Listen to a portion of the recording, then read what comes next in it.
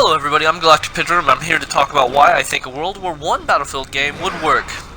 All I have to say is Battlefront, and say what you will about that game on its own, but there's some elements of that game that would fit in a World War I or a Great War setting. First off, if you take a look at the maps in Battlefront, they mostly have a terrain focus with some trench combat, but there's features such as orbital strikes, which in a World War I setting, it would work as artillery. Perhaps there's a class that has a radio that can call it in. I doubt they'll have a star card system because of how well the class system works in Battlefield. It's become pretty iconic. It's a staple to the franchise in a way.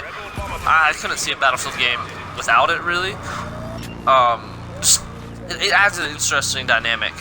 Games like the earlier Call of Duties, I think they have classes now. I don't know, I haven't played one in a while. But the earlier ones, no matter what you played as, or wanted to play as, everyone kind of gravitated toward the same weapons. But that's a whole nother topic for a whole nother video that I could do in the future. But back to the World War I setting. I would love to see dogfights, World War I dogfights. That's just me. The tanks are a little weird in World War I, but I think it could be done in a Battlefield game. I don't see why not. I know it took a lot of people to operate one of them, but you don't need a whole squad to operate a tank. You could just have the one person operating. It would work just fine. We can assume there's a whole team in there. Just like we can assume that there's always a whole team in there. But, yeah.